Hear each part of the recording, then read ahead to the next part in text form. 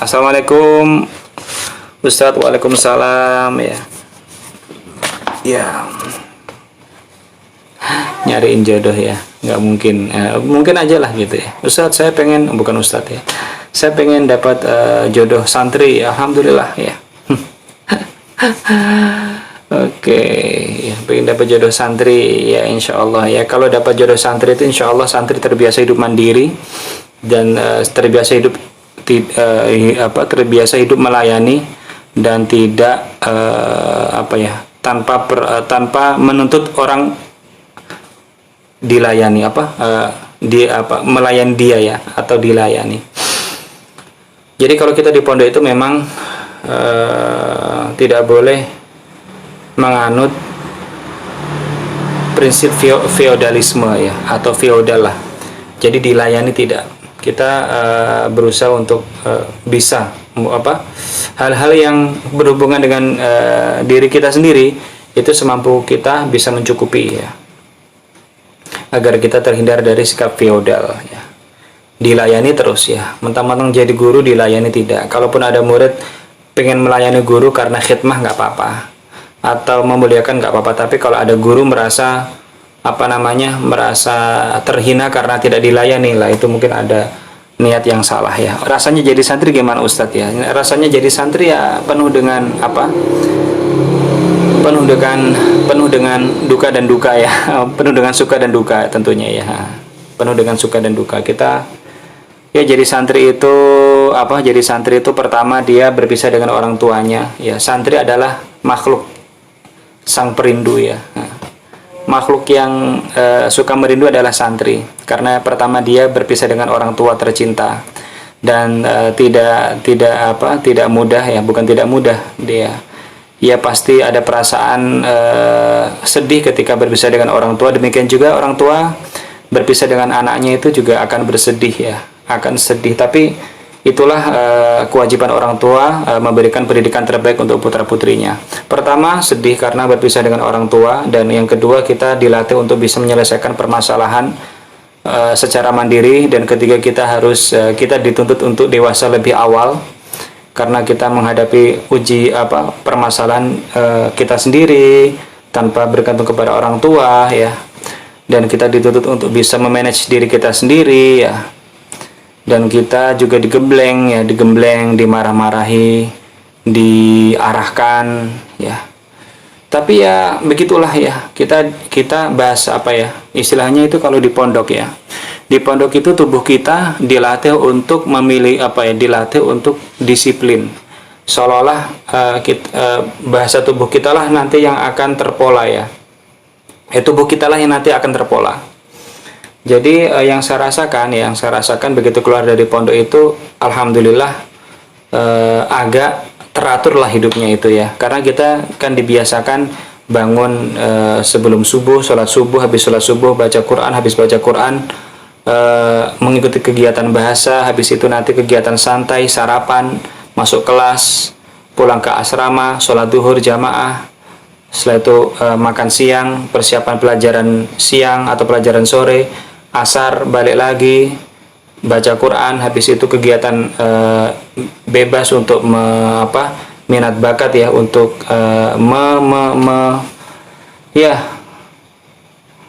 untuk melatih kemampuan kita atau keterampilan kita. Dan seperti itulah intinya orang nyantri itu insya Allah kehidupannya terpola ya. Dan kita di pondok khususnya di Gontor itu didoktrin agar tidak menyia-nyiakan waktu ya, karena waktu itu ibarat pedang ya. Al waktu kasayfi ilam taktahu qata'aka. Waktu itu ibarat pedang, apabila kamu tidak bisa mengendalikannya maka pedang akan memotong-motong kamu ya. Karena waktu yang lewat tidak akan pernah bisa kembali ya. Dan termasuk hal yang akan ditanyakan ketika nanti kita sudah di sana ya, di alam barzah itu adalah umur kamu dihabiskan untuk apa gitu ya. Itu maka ya seperti itulah ya. Sekarang ini Pak, ini hawanya di Gontor ini hawanya agak sumuk ya. Apa sumuk itu? Gerah ya. Padahal tadi baru saja hujan ya, dari menjelang maghrib sampai jam setengah 8 tadi hujan di sini. Ini sudah seminggu ya, Gontor ini atau Ponorogo diguyur hujan dari sore sampai sampai maghrib. Ya, ada sebagian santri yang tumbang karena memang ketahanan tubuhnya ya, perlu ketahanan tubuh apalagi di Gontor ya. Di Gontor itu fisik harus prima ya. Kenapa? Karena kegiatan di Gontor itu tidak bisa mundur. Ya, salah satu faktor yang menjadikan santri betah adalah konsumsi makanan ya. Maka kalau biasanya santri putri itu biasanya tuntutannya adalah ya, santri pada umumnya biasanya kalau menelepon orang tua itu pertama uangnya habis, kedua paketnya habis, yang ketiga adalah minta doa. Iya ya, santri seperti itu ya. Pertama, kalau santri putra khususnya, santri putra kan jarang telepon ya.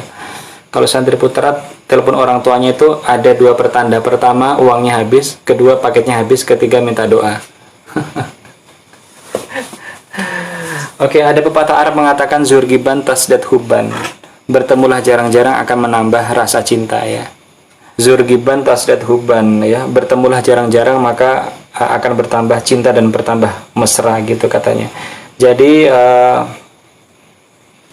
salah satu kenikmatan yang dirasakan oleh wali santri.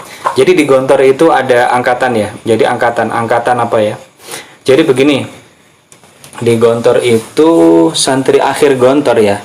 Santri akhir Gontor itu diasuh atau dibimbing oleh wali kelasnya yang rata-rata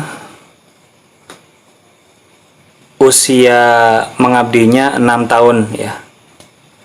Zamana Aikismin anakismu Santiniketan kamar 201, kalau tahu lo ya.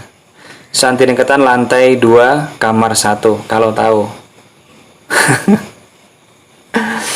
Ya, jadi begitu di Gontor itu ada ada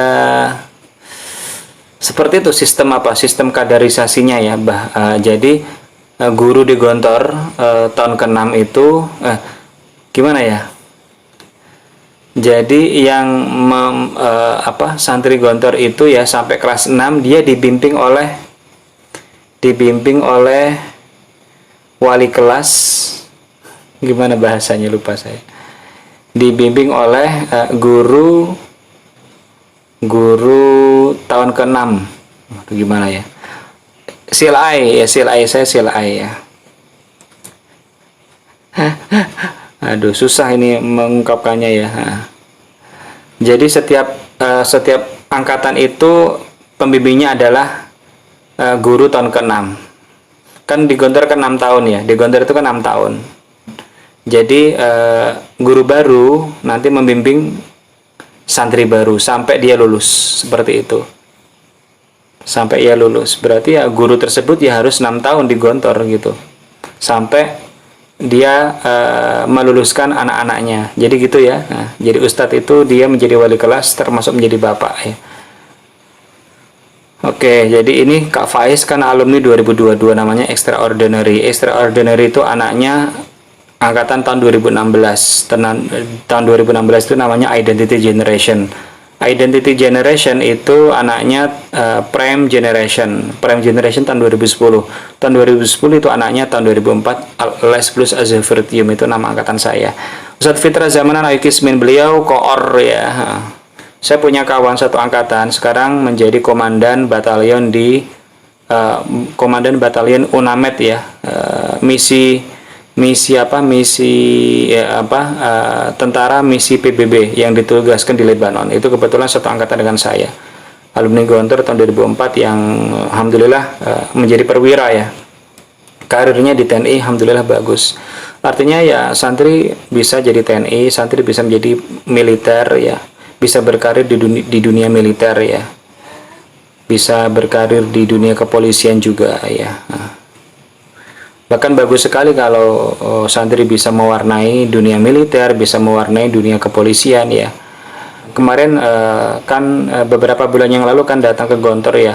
Beliau itu salah satu misinya adalah menjadi siap menjembatani bagi para alumni pesantren khususnya Gontor yang ingin masuk ke akademi militer ya. Jadi kalau bisa Kak Faiz ini berhubungan dengan Ustadz Fitra Gayo ya.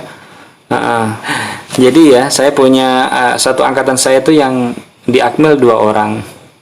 Yang masuk duluan namanya Fitra yang sekarang menjadi komandan batalion Unamed ya. Satu lagi angkatan saya juga, dia dulu bendahara. Dia masuk setahun setelah teman saya ini masuk Akmil. Jadi satu angkatan tapi yang satu menjadi senior, yang satu junior. Tapi begitu ketemu di ketemu di militer, ya dua-duanya kalaupun dengan senior ya itu hanya sekedar formalitas saja gitu. Ya kita di Gontor itu dididik untuk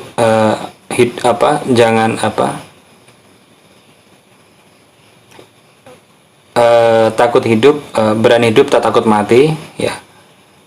Takut hidup mati saja, jadi gitu. Kita prinsip ini sangat membekas sekali ya di semua santri ya. Jadi kadang akhirnya begini, ya berani hidup, tak takut mati, takut hidup mati saja ya. Jadi ya yang saya rasakan ya dan yang membekas itu ya, kita tidak didikte untuk menjadi A, B, C, D, F, G gitu ya. Artinya kita tidak khawatir dengan rezeki kita lah gitu ya. Mohon maaf ya, mungkin ada sebagian orang tua ya yang menginginkan anaknya menjadi ASN gitu. Ayah saya juga ASN ya, menjadi PNS gitu istilahnya. Ada sebagian orang tua yang menginginkan anaknya menjadi PNS dengan asumsi nanti hidupnya lebih memiliki pekerjaan tetap, kemudian juga gajinya terjamin dan sebagainya. Iya, itu betul sekali. Cuman kalau di pondok itu kita tidak diarahkan untuk satu bidang. Maksudnya jadilah ini supaya kamu hidupnya tenang, tidak kita ya seperti inilah ya. Kita tidak takut kekurangan ya, tidak takut kekurangan karena ya Gontor memberikan membuka wacana kita bahwasanya ya rezeki itu tidak bisa dibatasi pada satu hal saja gitu aja. Kalau pondok sendiri itu sebenarnya menyarankan kita untuk berwirausaha gitu kalau pondok ya.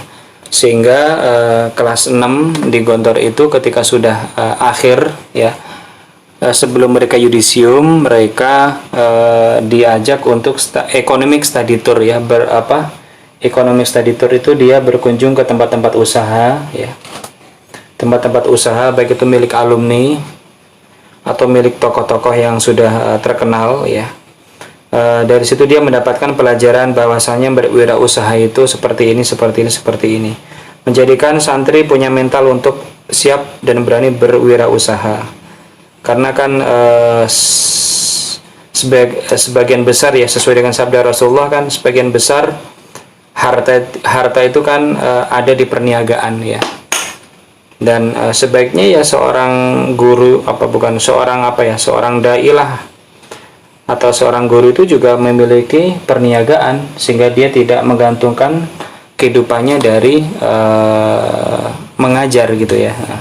Jadi mengajar lebih ikhlas gitu. Itu yang diajarkan oleh kiai-kiai kita atau guru-guru kita ya, supaya tidak menggantungkan hidup dari mengajar. Walaupun mengambil ujrah atau mengambil imbalan dari mengajar itu diperbolehkan, tapi tidak kemudian menjadi komoditas utama ya, seperti itu tidak. Oke. Itu yang diajarkan di pondok ya. Dan kita diajarkan di pondok untuk give gitu. Memberikan. Karena itu kan mental orang kaya ya. Ya walaupun mungkin secara lahiriah tidak terlihat orang kaya, tapi punya mental orang kaya gitu. Orang kaya adalah mentalnya cukup gitu ya. Cukup, serba dicukupkan dan sederhana gitu ya. Oke. Itu jam gontor ya, jam gontor, dengarkan itu.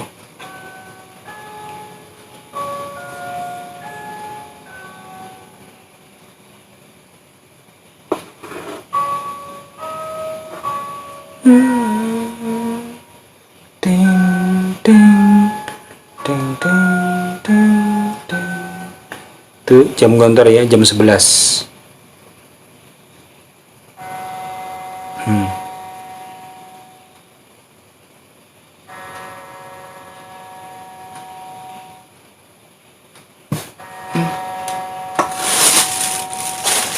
Itu jam.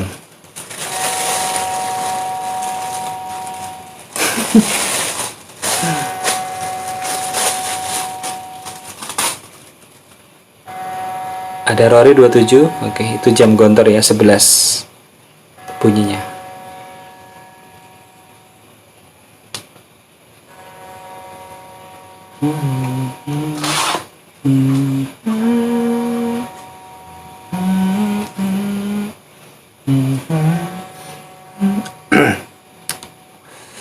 Oke, ada Kifara. Nah, itu tadi ya. Baru saja mendengarkan jam dari Menara Gontor yang dipukul sebanyak 11 kali ya. Jadi jam yang tadi Anda dengar itu kan jamnya Menara Masjid Pesantren Gontor ya. Biasanya lagunya seperti itu nadanya. Nadanya dengan diawali nada lagu Himne Oh Pondokku. Oh Pondokku, tempat naung kita. Nah, itu liriknya seperti itu. Kemudian nanti baru ada suara jarum jam ya, suara jam ya, sebanyak 11 kali karena jam 11 ya. Oke, itu tadi jam Gontor, karena ya dekat sekali dengan tempat tinggal saya ya saat ini di Ponorogo. Oke, di Gontor juga ada lauk jajan beginian. Ada Pak. Di Gontor ya, termasuk Gontor Putri, apalagi Gontor Putri, wah dahsyat. Jadi kan begini ya, kalau di Gontor itu kan ada menu wajib. Menu wajib itu ya nggak bisa diganggu gugat ya. Menu wajib itu ya, misalnya besok sarapan pagi santri atau santriwati itu mungkin biasanya pecel ya. Pecel kan nasi, sayur pecel, kemudian ada tempe atau ada kerupuk lah. Kan tidak semua santri bisa familiar dengan pecel ya. Ada yang nggak suka pedas, ada mungkin yang alergi kacang atau sebagainya. Tapi itu nggak bisa diganggu gugat ya. Makanya ketika memang dia bertemu dengan lauk pauk ya, dengan menu dapur yang mungkin kurang diminati, dia lari ke warung pondok ya. Warung pondok untuk belanja jajan atau lauk-lauk sesuai dengan selera gitu. Jadi memang beli ya, tapi tidak mahal. Dan itu pasti rame itu ya, apalagi santriwati. Kalau santriwati itu kondang ya, ke kelas bawa makanan. Ke kelas bawa makanan kalau santriwati itu. Doyan jajan kalau putri, iya Pak, kalau putri itu luar biasa sekali ya. Jajan garis keras kalau putri itu, santriwati itu jajan garis keras.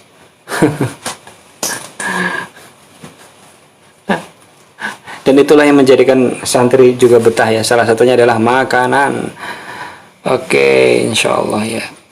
Ya sebenarnya itu ya, kalau Anda berkunjung ke Gontor selama Anda tidak menjadi wali santri, bebas ya. Karena jalan di Gontor itu jalannya masyarakat. Jadi ya masyarakat setiap hari ya lalu lalang di kampus Gontor 1 kan letaknya di tengah perkampungan ya. Selama Anda tidak menemui anak Anda, maka insya Allah aman ya. Anda bisa bisa masuk areal gontor ya.